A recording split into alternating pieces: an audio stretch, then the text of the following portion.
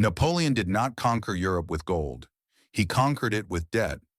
Most people believe his empire collapsed because of winter, or Russia, or a single bad decision. But empires do not fall from weather alone.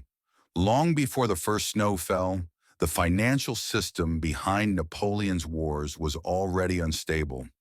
This is not a story about battles or generals. It is a story about money, delay, and a system that could only survive by expanding. By the end of the French Revolution, France was bankrupt. The old tax system was destroyed.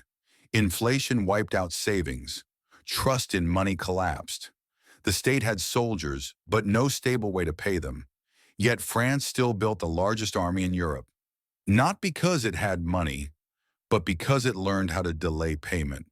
The state survived, not on wealth, but on time. Napoleon's solution was simple and dangerous. Every conquered territory was forced to finance the army. Food, horses, taxes, supplies. War no longer depended on Paris. The army lived off occupation. Each victory paid for the next campaign. As long as the empire expanded, the financial machine kept running. But expansion was no longer a choice. It became a requirement. This system worked only under one condition. France had to keep winning.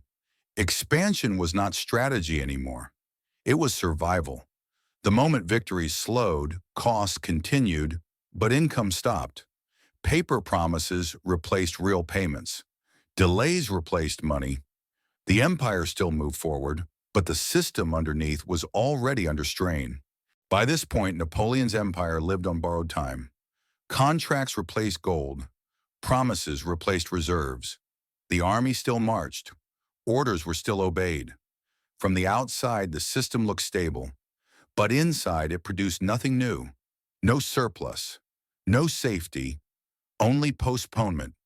The collapse was not avoided. It was delayed. Russia was not just a military mistake. It was a financial disaster. The distances were too large. The supply lines too long. Food disappeared. Horses collapsed. Logistics broke down. There was no new territory to exploit. No cities to tax. No resources to extract. For the first time, the empire consumed more than it could replace. The financial system reached its physical limit, and once it broke, it could not be repaired. After Russia, control began to disappear. Orders still existed, but they no longer worked. Allies stepped back. Occupied cities stopped cooperating. The army returned home, bringing costs instead of resources. The empire did not collapse in a single moment. It slowly unraveled, piece by piece. Napoleon fell. The empire disappeared, but the debt remained. Governments changed. Administrations continued. Ledgers stayed open. Empires fall quickly. Financial obligations do not. Military power can conquer land. Only economic power can sustain it.